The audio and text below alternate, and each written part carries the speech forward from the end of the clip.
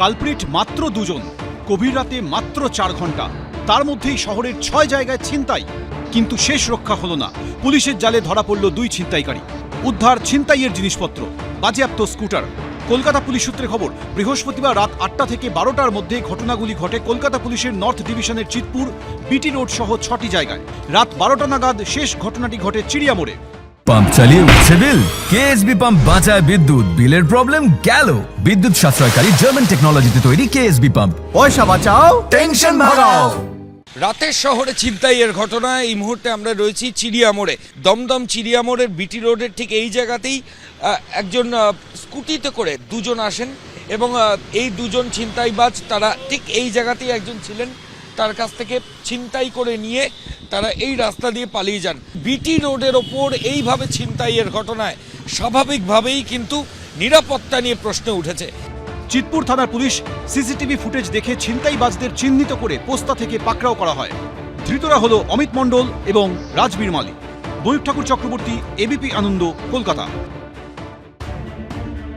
বেআইনি নির্মাণ সংক্রান্ত মামলায় কলকাতা পুরসভার আধিকারিকের ভূমিকার তীব্র সমালোচনা করলেন প্রধান বিচারপতি টি.এস. শিবগানাম এবং বিচারপতি চৈতালি চট্টোপাধ্যায় দাসের ডিভিশন বেঞ্চ। ওয়াটগঞ্জে একটি বাড়ির 3টি তলা বেআইনিভাবে তৈরির অভিযোগ ওঠে।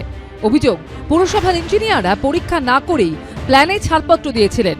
এ নিয়ে হাইকোর্টে জনস্বার্থ মামলা হয়। সেই মামলার শুনানিতে বৃহস্পতিবার প্রধান বিচারপতি প্রশ্ন করেন, কাকে সাহায্য করছেন পুরসভার আধিকারিক? এরপরই হুঁশিয়ারি দিয়ে তিনি প্রশ্ন করেন, এখনই সাসপেন্ড করব? এখানেই শেষ নয়, আদালতে জমা দেওয়া হলফনামা দেখে ক্ষুব্ধ হয়ে প্রধান বিচারপতি বলেন, ওয়াটগঞ্জে একটি বেআইনি নির্মাণের অভিযোগ আসার পরও সেই নির্মাণস্থলে যাননি পুরসভার দায়িত্বপ্রাপ্ত আধিকারিক। অফিস থেকে বাড়ি যেতে হবে না, সোজা জেলে পাঠাবো। হলফনামা দিয়ে আদালতকে ভুল বোঝাচ্ছেন।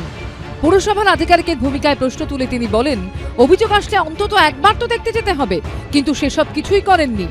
উল্টে যাদের বিরুদ্ধে অভিযোগ তাদের সঙ্গে মিলে কাজ করেছেন। বেশি চালাক ভেবেছেন নিজেকে? এই ঘটনায় বৃহস্পতিবার কলকাতা পুলিশ কমিশনারকে পদক্ষেপের নির্দেশ দেন কলকাতা হাইকোর্টের প্রধান বিচারপতি।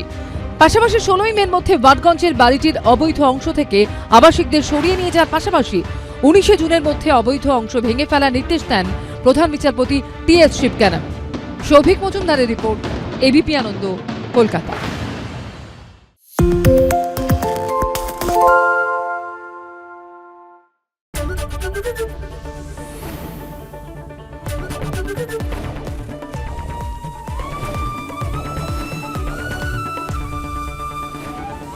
এবিপি আনন্দ, এগিয়ে থাকে, এগিয়ে রাখে। পালিয়েছে তাই নাকি? রাত্রে বাংলা গুজব চায় না, বাংলা খবর চায়। বাংলা খবর, বাংলার খবর। শুনতে পাচ্ছি না, বল না। আরে 10 টাকাটা ব্যাপার নয়, আজকে 40 টাকা দিচ্ছি, কারণ 40 টাকা। বাংলা গলাবাজি চায় না, বাংলা খবর চায়। বাংলা খবর, বাংলার খবর।